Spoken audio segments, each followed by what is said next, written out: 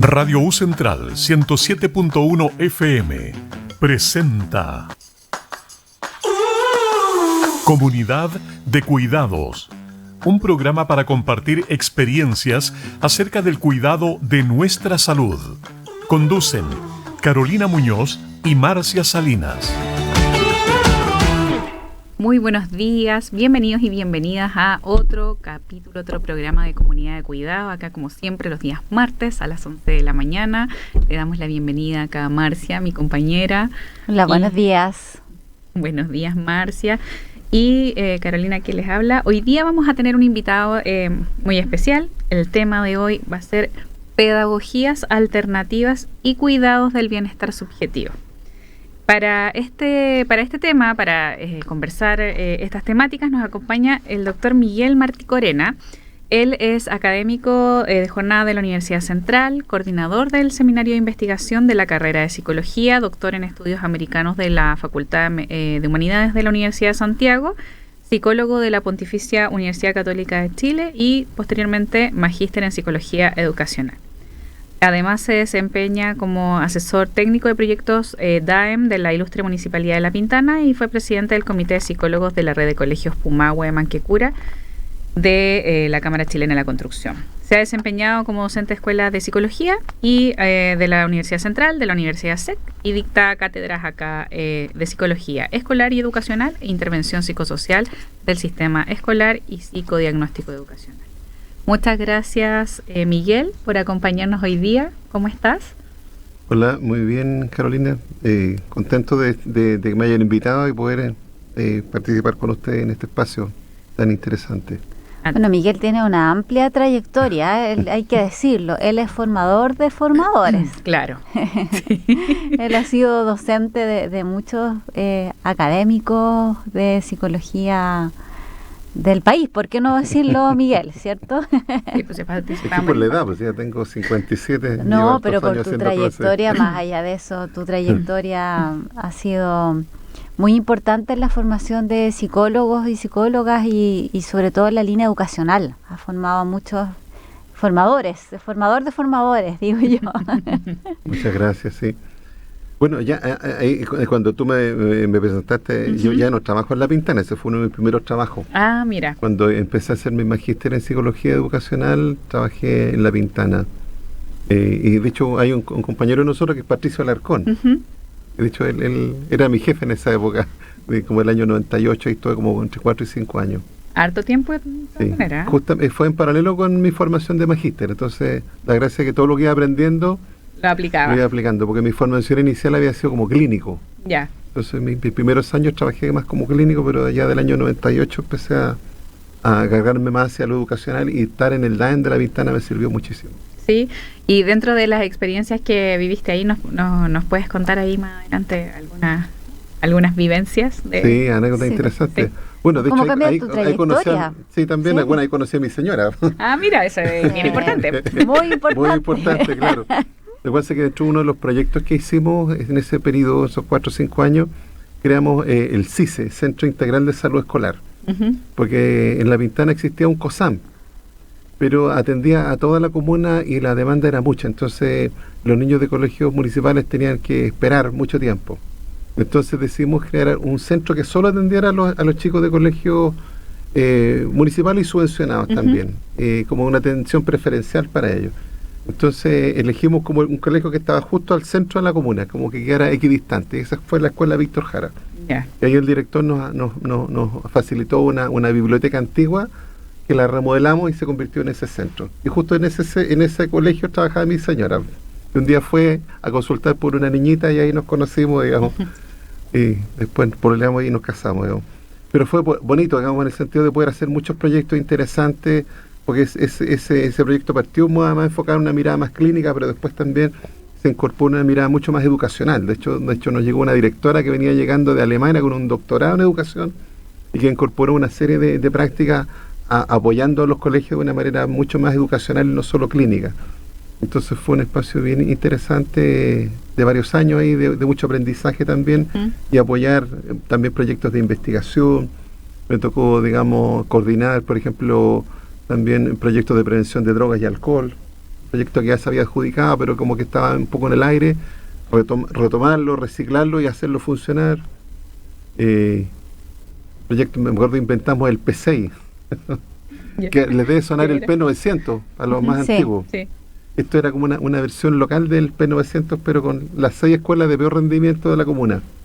Mira. Entonces conseguimos un pequeño, rojos. Claro, exactamente, un apoyo especial para esos 6 colegios, que implicaba tener, usamos la misma estrategia del P900, o sea, tener, por ejemplo, un grupo de apoyo con personas que se habían capacitado especialmente para trabajar en jornada complementaria. En esa época no estaba en la jornada completa, entonces eran estudiantes de educación que en jornada alterna les daban como un apoyo, y para eso ellos recibieron una capacitación que entregó el ministerio, y el alcalde nos facilitaba los recursos, material didáctico, para que ellos pudieran trabajar ahí, y a esos monitores se les pagaba. Entonces y trabajamos también con los profesores en talleres de autoaprendizaje, de autocapacitación.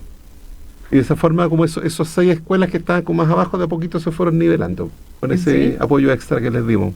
¿Y como en cuánto tiempo? Buena experiencia. Yo creo que más o menos ese proyecto duró como 2 años, porque después ya se acabó la plata para seguir funcionando, porque eso era autofinanciado por la municipalidad. Claro. O sea, usábamos la estrategia del ministerio, pero autofinanciado. Entonces no pudimos sostenerlo por más de 2 años, pero por lo menos se trabajó con un buen grupo de niños y con todos los profesores de esos 6 colegios. Miguel, ¿y en qué año inicia ese proyecto? Yo creo que ese proyecto tiene que haber iniciado como entre el año 99 y 2000, por ahí. O sea, era bien incipiente para el tiempo, digamos. Claro. Bueno, hoy en día existen recursos para los programas de inclusión, los programas de convivencia, entonces hay recursos destinados que están orientados hacia los colegios. En aquel tiempo todavía eran iniciativas más bien locales. Es que era como previo como a la reforma más fuerte que llegó después. Esto era como que los primeros intentos de mejorar la educación estatal. Entonces ahí me tocó estar en eso también, hacer evaluaciones. Me acuerdo que hicimos aplicaciones de instrumentos también a los 14 establecimientos, y tener que procesar todo eso, hacer análisis estadístico. Bueno, de todo me tocó ahí muchísimo.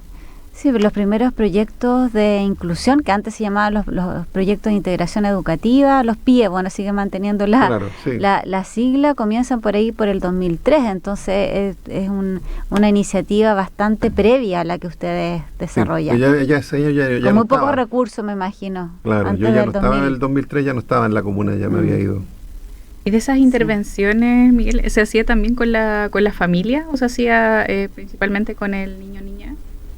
Sí, bueno, lo que era el diagnóstico individual siempre incluía a la familia. Claro, lo derivaban los orientadores de cada colegio, lo cual también fue una intervención, porque por lo menos por normativa en esa época solo los liceos podían tener orientador, o sea, los que tenían enseñanza media, pero allá habían 2 liceos y las otras 2 eran escuelas, y las escuelas no tenían orientador. Entonces generamos un proyecto para que sí tuvieran orientador. Entonces se escogió un profesor que tuviera perfil para ser orientador, se le hizo una capacitación y se convirtieron como en los líderes de esa área, incluso en las escuelas básicas. Y dentro de esos roles, aparte de preocuparse de todos los temas vocacionales y desarrollo general, era derivar a los casos especiales que necesitaban tener atención psicológica. Entonces, el orientador nos hacía esa derivación, previa conversación con el profesor jefe, y se llenaba una fichita. Entonces, después de la evaluación se le da una retroalimentación tanto al profesor jefe que había hecho la derivación como a la familia.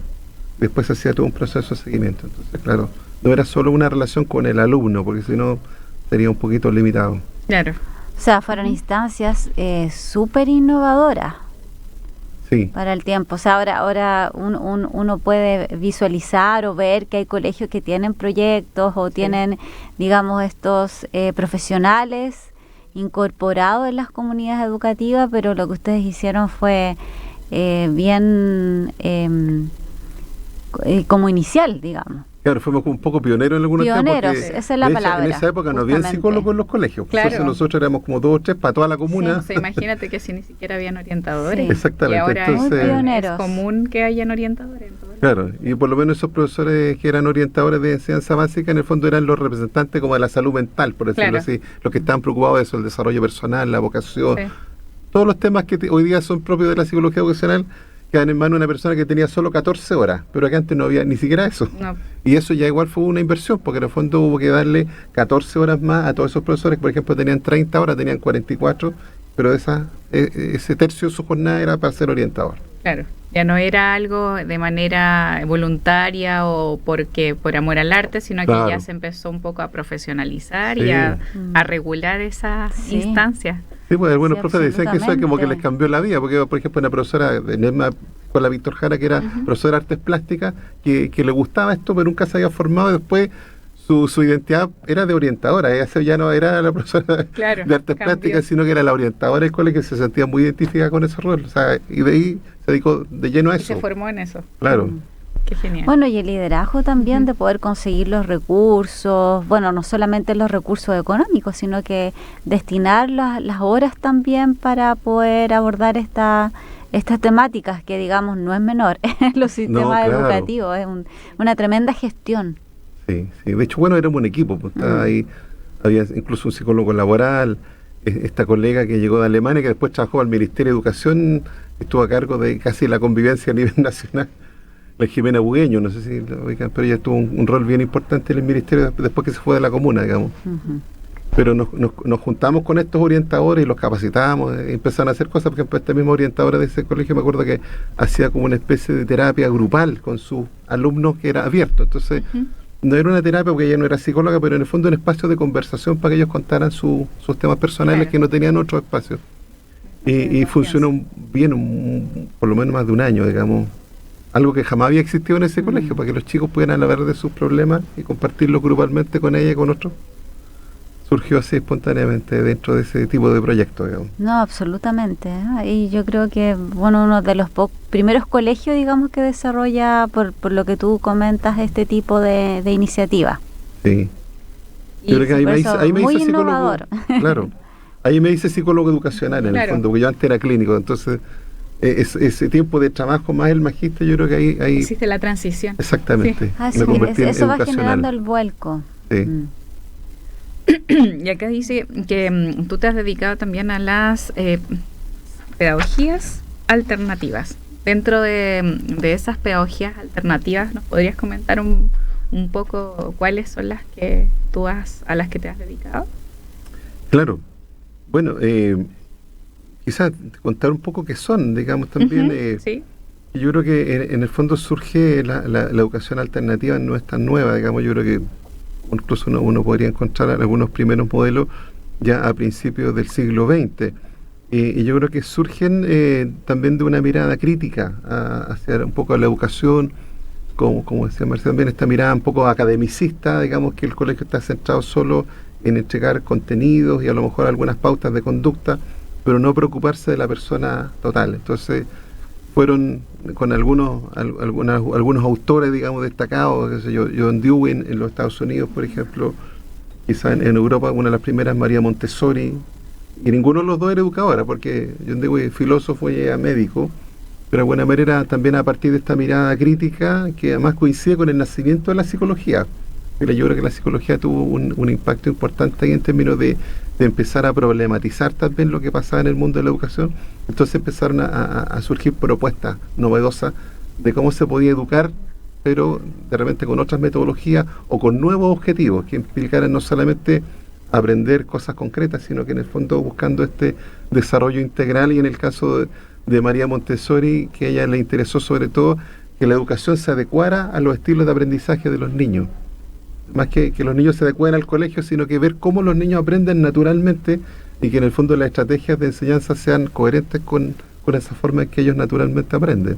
Que también después, de alguna manera, también lo reforzó Piaget. Claro.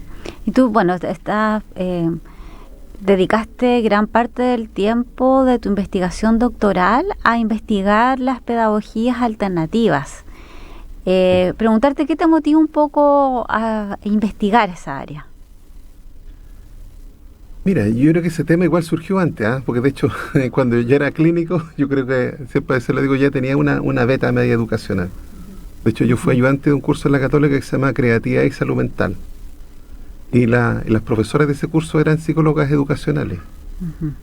Y mi tesis de pregrado Se llama el desarrollo de la creatividad en la educación alternativa. Perfecto, ya será. Entonces, era un clínico que está o sea, es una línea que has desarrollado. Está infiltrado en la psicología clínica. No, y es una línea de investigación entonces que has desarrollado hace bastante tiempo. Sí, ya como los 27 años que me empecé a meter en eso. Pero yo siempre digo que a veces, quizás lo que me motivó más, bueno, lo que yo conocí a través de esas profesoras y a través de ese curso en particular, experiencias que ellas contaban de colegio, entre comillas, que hacían las cosas distintas. Y tanto me entusiasmé, ¿y por qué me motivó eso? Porque yo lo pasé mal. Pues, o sea, yo, si bien no tuve mal rendimiento en el colegio, en fin, pero no lo pasé bien. Entonces, las experiencias que tenía de básica y media en general eran medias dolorosas. Entonces, decía, ¿por qué, digamos, educar se tiene que ser así? Entonces, eso me motivó a hacer esa primera investigación y apuntar al desarrollo de la creatividad, y conocí 2 colegios que en ese caso fueron el Notre Dame y el Francisco de Miranda, que son 2 colegios alternativos pero chilenos, pero con propuestas originales. O sea, no son así como los Montessori, que una propuesta europea con mucho desarrollo. Esto eran cosas que surgieron acá, de educadores chilenos, más locales. Exactamente, educadores chilenos así muy claros, que dijeron, ¿por qué no hacemos esto? Y crearon algo y funcionó en ambos casos como propuestas originales y exitosas, porque llevan décadas ya funcionando, incluso en el Notre Dame con nombre y apellido, porque el que creó ese modelo incluso le puso un nombre. Claro. Le puso La Gran Aventura Educativa. Tiene un libro, digamos, que en donde fundamenta todo fue profesor de la Católica, Germán Aburto, que falleció hace como un par de años atrás. Y de hecho lo invitamos varias veces acá a la central. Yo al curso de Psicología Educacional lo invité varias veces. ¿Y tú cómo ves estas pedagogías alternativas, pero dentro de los colegios o centros educacionales que ya son o particular, subvencionado o público, se dan también? Menos, pero yo diría que hoy día eso sí está ocurriendo. Está ocurriendo paulatinamente, porque de hecho la primera iniciativa, por ejemplo, esta Gran Aventura Educativa, surge en el Notre Dame, que es un colegio privado. Y la propuesta de ellos es como bien original, que en el fondo ellos están tratando de fusionar como la educación no formal con la formal. Entonces, por ejemplo, el modelo Scout, ellos lo insertan en el currículum. Entonces, tienen toda una propuesta, digamos, que tiene que ver con que los chicos, por ejemplo, salen constantemente a campamentos, pero no solo al típico campamento Scout, o sea, trabajan todas las asignaturas en terreno, o sea, historia, ciencia. Entonces, por ejemplo, no sé, pues, estudian los árboles, estudian la vegetación, qué sé yo, entrevistan a la gente que vive en esa zona y a partir de eso conocen la historia local y a partir de eso también construyen relatos, cuentos que después convierten en obras de teatro y los traen después a Santiago. Entonces aprenden de una manera muy poco convencional pero muy creativa. Y todo eso se fundamenta y se ha ido desarrollando y partió en este colegio Notre Dame, que era privado, pero después apareció una propuesta de instalarlo también en un colegio vulnerable, en este caso en Conchalí. Y ahí se creó hace más de 40 años el Colegio Cristóbal Colón, con alumnos, digamos, que hoy día o pagan muy poquito o nada, en una zona muy vulnerable. Y resulta que lo interesante es que todo lo que pudieron hacer con alumnos de clase media alta, hoy día lo están haciendo con alumnos de clase media baja y funciona igualmente bien, y muy exitoso. Y de hecho, Germán Aburto se fue como director del Cristóbal Colón varios años ahí. Estuvo muchos años hasta que se consolidó como proyecto y bueno, hoy día ese colegio es como marca registrada, también tiene un sello propio, también profesores que han trabajado en ese colegio han tenido altos cargos en el Ministerio de Obras Públicas.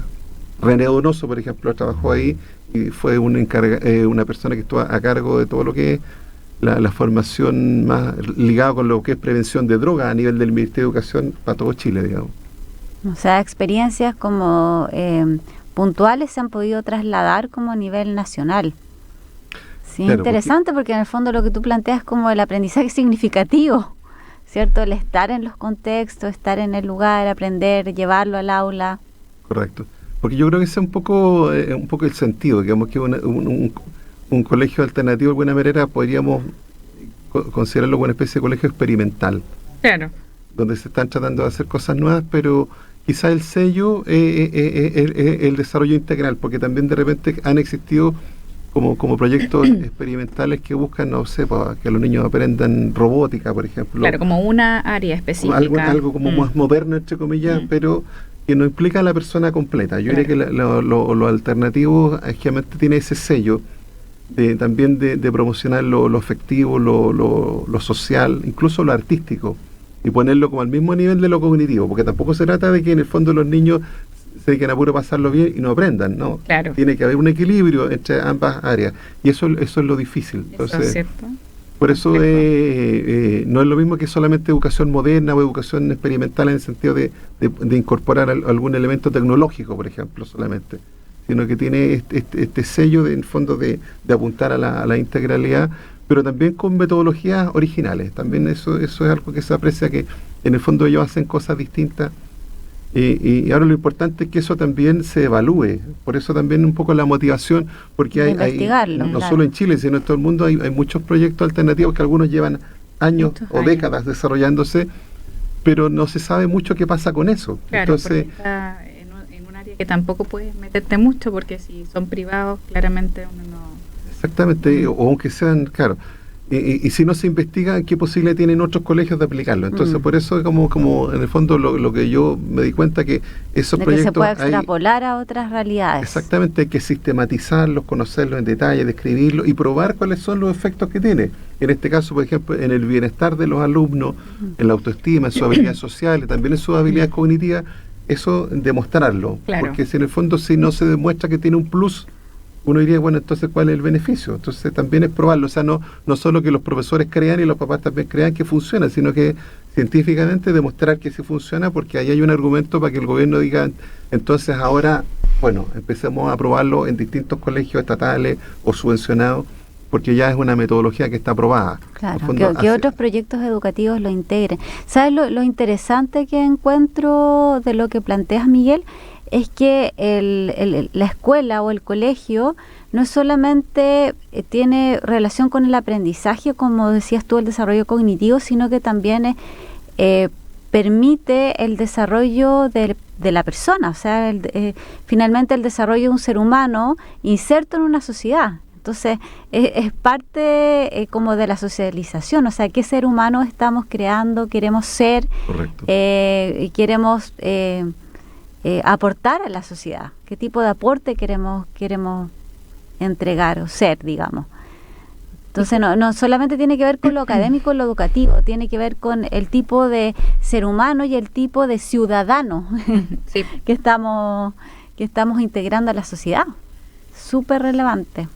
¿Y cuál crees tú que sea como esta reticencia por parte de a nivel como de Estado, de no aplicarlo o de no tomar esta, digamos, pedagogía alternativa en los colegios como de manera más masiva, y que mucho también la alternativa como para cumplir ciertos parámetros, porque la verdad no lo desconozco, que el CIMSE y todo esto tienen que cumplirlos para obtener cierta, digamos, reconocimiento? Entonces quizás como por ahí está esta reticencia como hacia lo academicista, hacia cumplir claro. como un rol de solamente dar materias, contenido, y no fijarse como en lo que decía Marcia, en la integralidad o en lo holístico del niño o niña. Sí, yo creo que la educación chilena tiene ese sesgo, ¿eh? Somos como que como país estamos muy cargados hacia la educación tradicional, y el CIMSE, digamos, entre comillas, ayuda, es como un arma de doble filo, porque por un lado, en la medida que está constantemente evaluando, claro, nos ayuda a mejorar, nos retroalimenta para que en el fondo hagamos mejores clases y se entreguen los contenidos de mejor manera. De hecho, por ejemplo, por mencionar, no sé, para la prueba PISA, que es una prueba que aplica la OCDE hace más de 10 años, estamos en los mejores niveles a nivel de Sudamérica. O sea, comparado con casi todos los países de Sudamérica, nuestro promedio país, sin entrar a diferenciar por clases sociales, pero a nivel, estamos muy bien. Pero haciendo mi tesis doctoral me di cuenta que, por ejemplo, cuando la OCDE también en ese informe PISA también evalúa, por ejemplo, el bienestar subjetivo, y ahí ya no estamos tan bien. Ahí, por ejemplo, yo hice un estudio donde se comparaba, digamos, se trabajaba con Chile y Colombia, pero si uno mira los resultados de PISA 2018, en bienestar subjetivo los colombianos tienen mucho mejor bienestar. Pese a las guerrillas, pese a todos los conflictos sociales, nuestros alumnos tienen un bienestar más bajo. Y con respecto a la mayoría de los países de Latinoamérica. Entonces uno debería preguntar, qué raro que por un lado tengamos tan buenos aprendizaje y por otro lado el bienestar esté disminuido. Pero no se habla de eso. No, generalmente en los congresos, en los espacios públicos, se recalca lo bien que estamos académicamente, pero no se reconoce esta yayita que que nuestros alumnos, digamos, tienen un bienestar disminuido, junto con todas las otras problemáticas que existen, que también somos de los que tenemos peor convivencia en los colegios, hay mucho bullying, hay alto índice de suicidio, alto índice de consumo de drogas y alcohol. Entonces, eso es como los datos oscuros que se trata de no hablar mucho, pero sí el rendimiento está alto. Entonces, ahí hay claro que indica que hay algo que hay que resolver y que no es tan claro.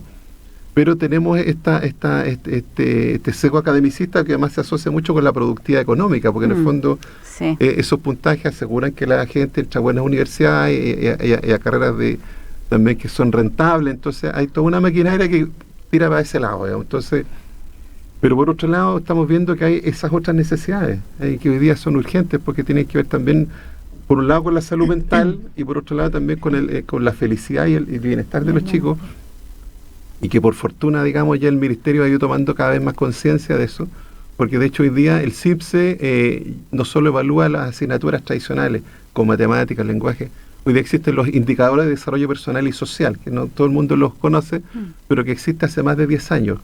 Y eso se aplica junto con el CIPSE tradicional en cuarto, sexto, octavo y segundo medio, pero ahí se evalúa autoestima, se evalúa convivencia, se evalúa autocuidado y participación ciudadana, que son más hacia las habilidades blandas o esto que podríamos llamar aprendizaje transversales. Y hoy día hay indicadores de eso todos los años, pero por alguna razón la gente mira más todavía lo académico, pero al menos ya se está evaluando, o sea, se está diciendo la calidad, no solo los aprendizajes tradicionales, sino también este otro desarrollo. Entonces eso también yo creo que plantea un terreno fértil como para ir incorporando estas otras miradas, porque ya a nivel de ministerio se le está dando importancia a esta área. El problema es que los colegios todavía no saben cómo abordarlo. No hay un liderazgo fuerte en esa área, porque hoy día el que lidera el área académica es el jefe técnico, ¿cierto? Hoy día quizás podríamos decir que esta otra área está aportando lo que es convivencia escolar, por ejemplo, los encargados de convivencia escolar, los orientadores. Que tiende a ser lo más complementario. Claro, pero hay que potenciar más eso, porque si tú vas a un colegio alternativo te das cuenta que el liderazgo en el área de formación humana es súper fuerte, digamos, y son verdaderamente expertos en eso. Entonces, en ese sentido ellos como que tienen mucho aprendizaje de cómo desarrollar todas estas áreas. Entonces, en cambio los otros colegios están recién pensando ¿y cómo lo podríamos hacer para tener buena convivencia, para tener buena autoestima, para tener buena participación ciudadana, conducta de autocuidado? ¿Cómo lo hacemos? Entonces están pensando en cosas que los otros llevan 40 años haciendo. Claro. Entonces esos aprendizajes, la idea es que se puedan ir traspasando para que estos colegios tradicionales también entiendan eso, cómo se puede hacer.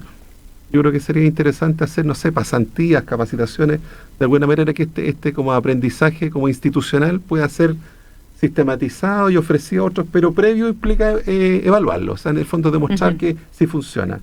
Y creo que todavía, por lo menos en Chile, eso está como partiendo, porque yo hice esto en mi tesis, sé que otra gente también lo está haciendo, pero comparativamente con otro tipo de estudios son mínimos. Entonces, y a nivel mundial, si tú buscas cuántas publicaciones hay que apunten a evaluar la educación alternativa, ha ido creciendo, pero comparativamente con los otros estudios igual sigue siendo poco. Entonces es un área que tiene que seguir siendo investigada y desarrollada, pero yo creo que hoy día estamos en un momento en que se presta justamente para poder hacer ese salto y generar como una estrategia que permita que la educación tradicional se empiece a nutrir de esta experiencia de los colegios alternativos. Y una de las sorpresas que yo me llevé cuando hice mi tesis, y tuve que hacer una pasantía en Colombia, y esto que yo estaba viendo acá en Chile para el futuro, ellos ya lo están haciendo hace más de 10 años.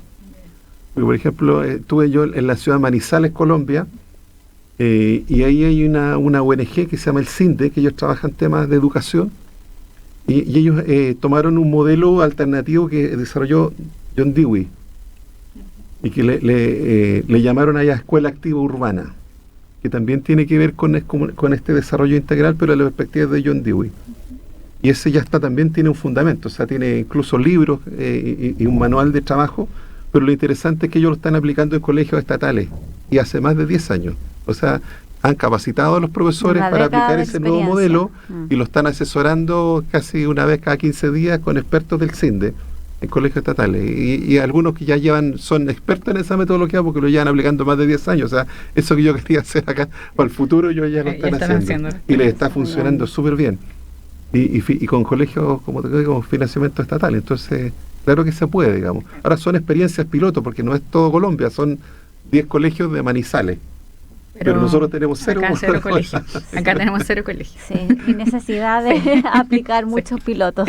Entonces, no es una idea tan loca pensar en que eso se puede hacer, pero lo primero desde mi punto de vista es poder probar que eso sí funciona, porque de hecho, un poco lo triste que me tocó que fue justo cuando yo apliqué los instrumentos, estábamos en el periodo post pandemia. Entonces los chicos acaban de pasar 2 años de encierro. Entonces, ¿qué pasó? Que el efecto, de alguna manera, de la pandemia como que invisibilizó un poquito el impacto del proyecto educativo alternativo en los alumnos. Entonces, al compararlo con alumnos de colegios tradicionales, nos salieron diferencias significativas. Claro, fue demasiado lo que impactó en su bienestar, salud mental. Claro, 2 años de encierro, entonces, claro, como fue igual para todos, como que tendió como igualar un poquito su manera de funcionar. Entonces, ahora el desafío es replicar eso, porque la hipótesis que sigue siendo que si eso a lo mejor se desarrolla ya en un tiempo más de normalidad, se van a notar más los efectos, porque de hecho los estudios internacionales así lo indican. O sea, educación Montessori, por ejemplo, ahora hay un modelo que se llama Forest School, que también ha sido súper estudiado y que demuestra que sí, puede hacer una diferencia. Pero en el caso mío tuvimos esa variable esa extraña y gigante que fue los 2 años de encierro. Nadie lo veía venir. Claro, de hecho los mismos profes en la entrevista decían, yo por esta generación no pongo la mano al fuego, ¿sabes? Es casi una generación perdida, o sea, vamos a hacer lo que se pueda por ellos, pero después de 2 años de encierro volvieron, y yo tenía que evaluar los cuartos medios, o sea, la evaluación se hizo sobre los alumnos, entonces ya eso no tenía vuelta atrás. Claro, no iba a haber una situación muy excepcional. Sí. Bueno, vamos a seguir conversando, pero en este momento vamos a compartir una canción muy bonita de Violeta Parra, Solo le pido a Dios.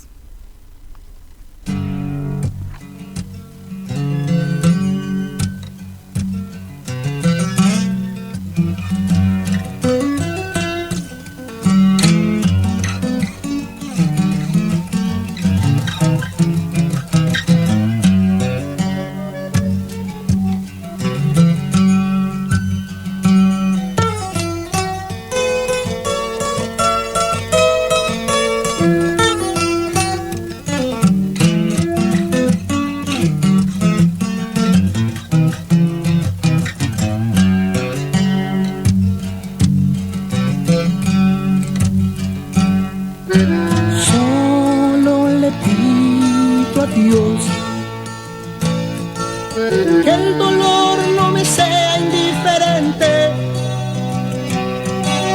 que la reseca muerte no me encuentre vacío y solo sin haber hecho lo suficiente.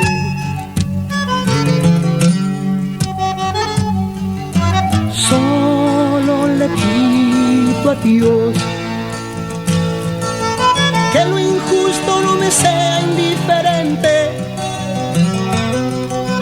que no me abofete en la otra mejilla, después de que una garra me arañó esta suerte.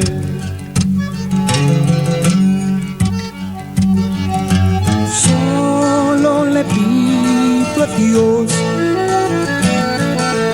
que la guerra no me sea indiferente. Es un monstruo grande y pisa fuerte toda la pobre inocencia de la gente. Es un monstruo grande y pisa fuerte toda la pobre inocencia de la gente.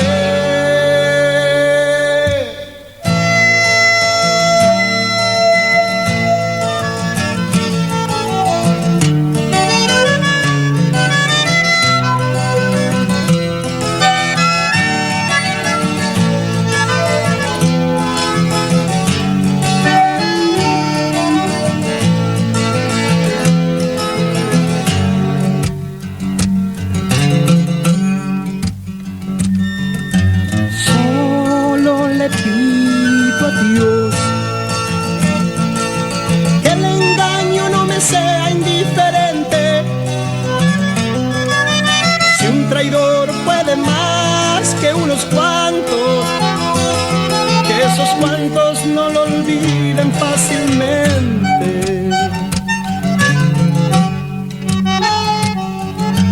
Solo le pido a Dios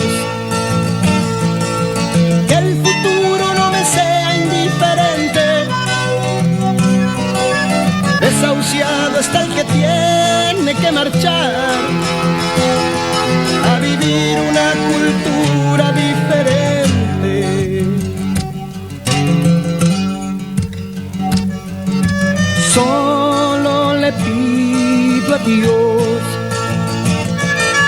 Que la guerra no me sea indiferente.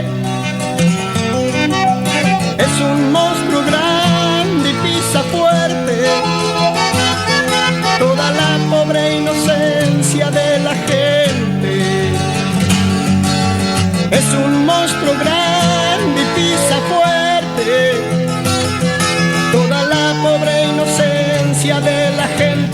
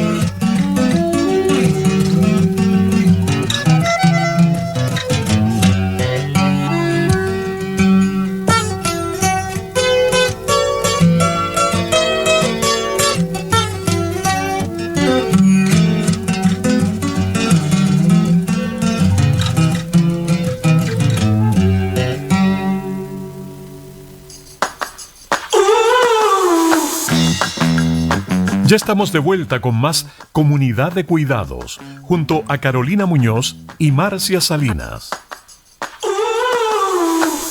Hola, volvemos ahora conversando junto a Miguel y a Marcia. Estábamos comentando cómo es esta incorporación de nuevas pedagogías y formas, metodologías dentro del sistema educativo actual y cómo podría llevarse a cabo. En realidad es complejo, pero algo que todavía tenemos esperanza y Miguel va todavía haciendo su tesis respecto a eso, eso, así que vamos a tener ya terminó su investigación. Sí, ya la terminaste, la defendí mi tesis el año pasado, en diciembre. Ahora estoy haciendo un capítulo del libro para la Universidad del Desarrollo junto con Denis Oyarzún, que vamos a contar los resultados ahí, y espero también en otras instancias, congresos, darlo más a conocer. Sí, porque es muy interesante, muy interesante. Sí, vamos a esperar ese capítulo del libro. Bueno, y conversábamos lo difícil que es encontrar proyectos educativos, innovadores, interesantes, que apunten al desarrollo de seres humanos no solamente productivos, sino que integrales en el ámbito del desarrollo personal o de la creatividad, que sabemos es tan importante en las relaciones interpersonales, en las relaciones laborales y bueno, en la vida propiamente tal. Sí. Así que bueno, son joyas, son los proyectos educativos estatales con estas características son verdaderas joyas e islas, por eso que tu investigación yo la considero tan interesante, Miguel, como para masificar esto y que otras escuelas o proyectos educativos puedan incorporar algunos elementos de esta metodología. Claro.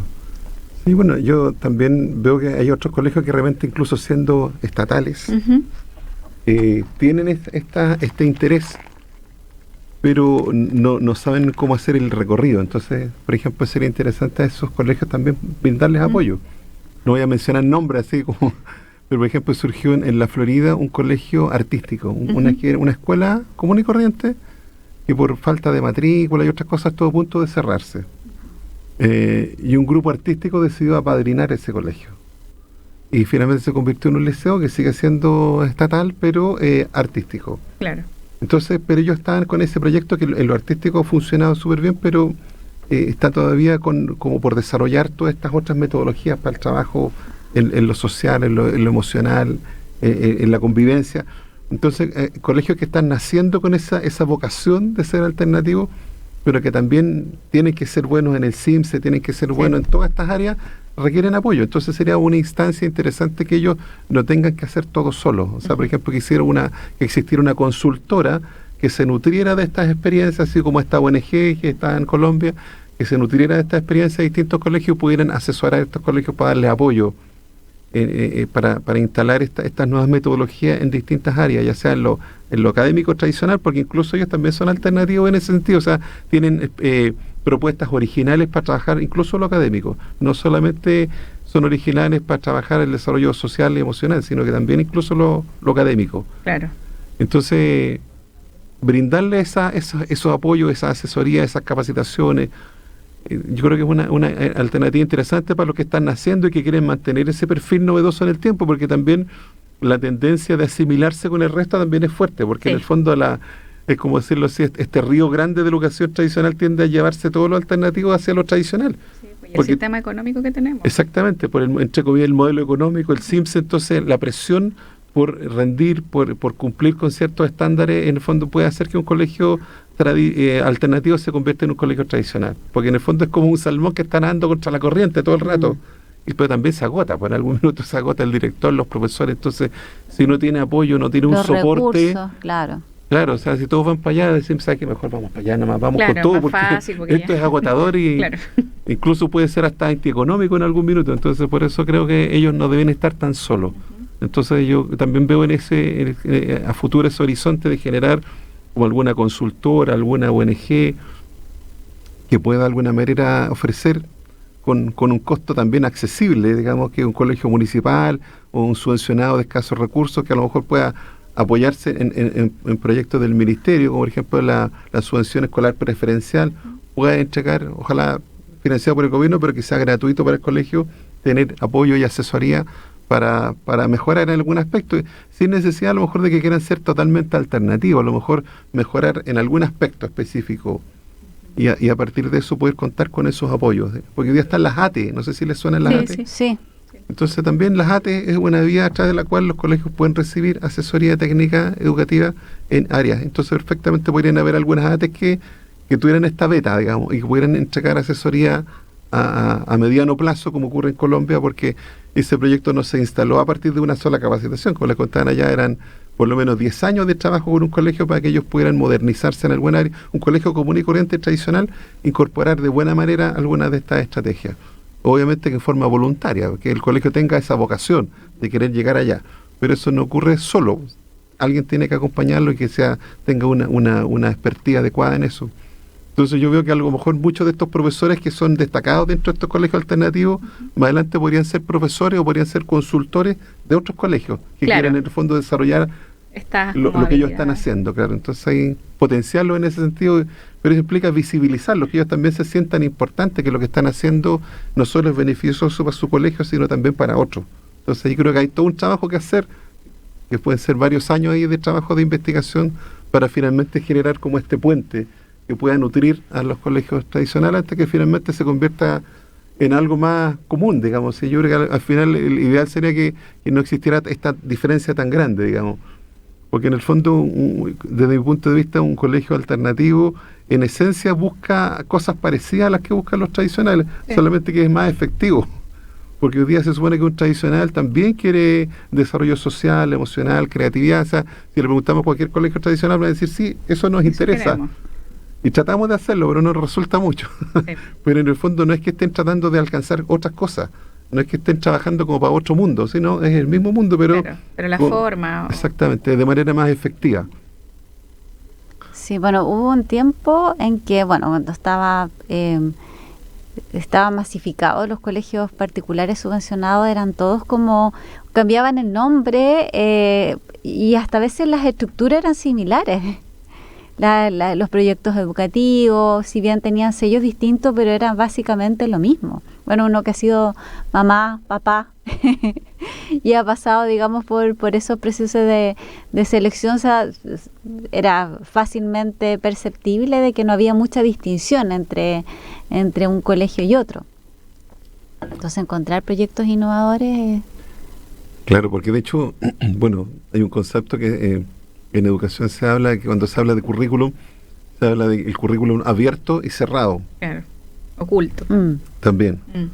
Pero en Chile, digamos, rige un currículum cerrado. O sea, en el fondo tenemos un currículum que es homogéneo para todo el país y que está establecido por ley. Entonces, es muy difícil que un colegio pueda, digamos, innovar mucho porque tiene esta exigencia por ley, tienen que aplicar el currículum tal cual y la más mínima modificación que hagan tiene que ser autorizada. Por un lado, y por otro lado está el SIMSE, que es el que después viene y aplica, evalúa en base al currículum. Entonces, si tú te alejas mucho, corre el riesgo de, a pesar de que está haciendo un trabajo interesante, pero va a salir mal evaluado en el CIMSS. Entonces, de alguna manera estamos en un zapato chino que no nos permite movernos mucho. Sí. Entonces, por eso los desafíos para la educación alternativa son enormes, porque en el fondo es como innovar, pero en un espacio que digamos que no fomenta la innovación. O sea, que en el fondo tienen que aplicar todo casi el mismo currículo, entonces las variaciones son a nivel metodológico, porque no pueden incorporar muchos objetivos nuevos, porque Claro. si no, no tendrían tiempo. Imagínense que hoy día con la jornada completa los chicos ya estudian de las 8 hasta las 5 de la tarde, entonces si queremos incorporar nuevas cosas, ¿a qué hora sería? Y es un desafío. No, y hasta estructuralmente eran muy parecidos los colegios. Sí, Hubo un tiempo en que uno entraba a un lugar y era muy parecido a otro lugar y como que no cambiaba lo más el color, no había muchos espacios de áreas verdes. todo de cemento. Todo de cemento, los mismos tamaños de sala, Siempre los la mismos muebles, en vez la de, estructura. Claro, y por ejemplo, la Como cancha clones, de fútbol. como Cancha de clones, fútbol, no, claro. no otra cosa que no sea fútbol, sino que Sí. también hay como una diferenciación de un poco sexista, de repente pasa en los colegios, en donde Así tan es. mal los niños se apropian de este espacio y se pegan y la pelota tira para allá y les Sí. pega Todo y les como un pega. molde, Sí. digamos. Porque ahora las niñitas están jugando fútbol igual lo mejor que el hombre, lo bueno claro. yo lo he visto en los colegios. Que, Sí, en algunos colegios pasa, pero sigue como esa apropiación del Sí. espacio en donde no se puede hacer otra cosa que no sea jugar a la Por pelota. fútbol, sí, es cierto. Ahora, yo tuve la suerte que en el periodo que trabajé en La Pintana ocurrió algo novedoso, que fue justo ahí empezaron a ponerle nombre a los colegios municipales. Porque antes, no sé si ustedes se acuerdan, pero Con solo letras. tenían nombre los Tenían colegios números o letras. privados y los subvencionados. Sí. Pero los otros eran la D520, Sí. y acá todos los colegios eran así, pues los D513, D515 no Sí. tenían nombre ni apellido. Entonces ocurrieron dos cosas. Una, que se le empezó a poner nombre a los colegios y para eso hacían como una votación interna, pero también empezaron a aparecer los proyectos educativos institucionales. Porque antes el colegio simplemente aplicaba el currículum del gobierno y punto, no tenían otro norte. Entonces ahora los colegios empezaron a pensar, bueno, ¿y cuál va a ser la visión, la misión de este colegio en particular, con esta comunidad?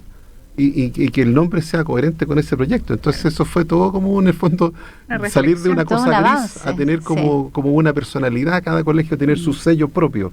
Por ejemplo, esta escuela donde y nos instalamos en la escuela Víctor Jara también, Sí. pues, o sea, había todo un tema con lo artístico porque se había generado un pequeño grupo musical y folclórico y decidieron que se llamaba Víctor Jara y al final ese fue el nombre del colegio. Claro. Y tenía todo un sentido también artístico ese colegio, digamos. Entonces uno lo percibía en el ambiente y cuando se hacían presentaciones de ese grupo artístico era espectacular. Entonces desarrolló su propio sello, casi de escuela básica artística. Incluso creo que algunos artistas famosos que venían a Chile se enteraban de que esta escuela se llamaba Víctor Jara, iban. Entonces el director tenía fotos como Joan Manuel Serrat y otros cantantes internacionales que les llamaba la atención el colegio, iban para allá y apoyaban a este grupo folclórico. Entonces, claro, el colegio empezó a desarrollar su propia identidad. Lo que puede generar el cambio Solo de por nombre. cambiar el nombre y tener Sí. proyecto educativo. Entonces, como Una que empezó esta identidad, como dices diversificación. tú, Miguel, claro. Sí, pues, un sentido de pertenencia. Desarrollar una identidad. Claro, que es como la sentido de base de, pertenencia, porque lo claro. alternativo tiene mucho de eso también, pues, o sea, de esa capacidad de ir como reinventándose institucionalmente y teniendo como un grado de libertad también para crecer en alguna dirección. Bueno, el proyecto educativo aporta eso, digamos. Entonces, yo creo que eso ya fue un tremendo aporte porque todos los colegios tradicionales municipales hicieran un avance en esa dirección, pero yo creo que hoy día podemos ir más allá de eso. Pero yo creo que eso ya fue un salto importante. Ya, mira qué interesante, o sea, es algo que se puede incorporar, o sea, que Sí. hay experiencia previa y por lo tanto hay un camino ahí que recorrer. Experiencia en Chile y en Latinoamérica. Sí, Sí. Así que se puede. claro que sí. Y te queríamos invitar ahora si quieres entregarle alguna como reflexión dentro de todo lo que nos has contado, hemos conversado, frente a las pedagogías alternativas y también si es que los estudiantes y las estudiantes que nos puedan estar escuchando, cómo esto también se puede aplicar dentro del espacio educativo de estudiantes que están, por ejemplo, en psicología, pero hacia el espacio educacional. ¿Qué invitación les haría? O qué les Sí, comentaría? quienes se forman en el área educacional, en el área de salud también, que hay mucho contacto con estudiantes en ciclo vital escolar, con familias Colegios. también con distintos desafíos. Entonces, Claro. yo creo que es importante tu mensaje para quienes se forman en el área de la salud y de la educación también. Claro, yo creo que lo vital en el fondo es como tener esta perspectiva como de la integralidad de la persona. Yo creo que también incluso en salud he escuchado que ahora hay un concepto que se está desarrollando sobre todo para los médicos, para las enfermeras, que tiene que ver con no sé, se me escapó la palabra exacta, pero es como personalizar, humanizar la relación. Uh-huh. El cuidado humanizado, la promoción de la salud. Porque antes creo que había un concepto ese que algunos médicos se relacionan como con el diagnóstico o el cuerpo de la persona, pero no con la persona en su totalidad. Entonces yo creo que de partida eso es súper bueno, en el fondo tener una mirada más integral de la historia de la persona, lo social, lo emocional. De buena manera la psicología lo intenta hacer, pero yo creo que también podemos crecer más en esa área, pero me parece genial que también en salud se está haciendo, porque yo creo que eso es muy necesario. Una persona que se siente acogida como ser humano, sin duda que ya se siente motivada también a mejorarse o a crecer en otra área, incluso más allá de su enfermedad. Claro. Que a veces la persona junto con la enfermedad puede tener otros problemas concomitantes que están asociados a eso, y a veces la enfermedad física es el síntoma de esos otros. Entonces el poder conversar, tener una formación que incluya también lo mental, también puede ser interesante. Y acá, digamos, bueno, yo creo que no solo los psicólogos educacionales, yo creo que en el fondo es como también tener como una visión, quizá la perspectiva humanista yo creo que aporta un poquito a eso, en el fondo, claro, de estar como buscando como el desarrollo pleno de la persona, más que solo curar enfermedades. De repente la mirada clínica tradicional, incluso el psicoanálisis o algunas visiones más cognitivo-conductuales, como están muy enfocadas en solucionar el síntoma o la problemática específica, más que por potenciar el desarrollo de la persona. Yo creo que la psicología humanista tiene un sello que a lo mejor las otras podrían incorporar de alguna manera, estar siempre promoviendo el bienestar de la persona integralmente, y yo creo que bueno, es sobre todo el trabajo del psicólogo educacional, porque el psicólogo educacional en un colegio, su tarea en el fondo es el desarrollo pleno de todos los alumnos, no solo de los que tienen problemas. Si un colegio tiene 1000 alumnos, tiene que preocuparse por los 1000 alumnos. Claro.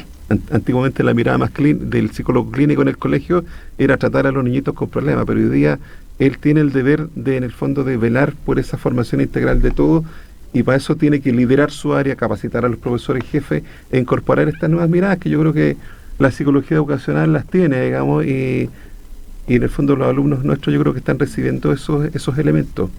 Interesante reflexión, Miguel. Así que bueno, nos llevamos todo este mensaje. Estamos lamentablemente el tiempo se nos hizo corto, así que agradecemos a Miguel por todos sus enseñanzas, aportes y mensajes. Muchas gracias. Sí, por su conocimiento. Gracias, Marcia. Gracias a ustedes por estar con nosotras este día, y vamos a dejarlos con Arriba Quemando el Sol.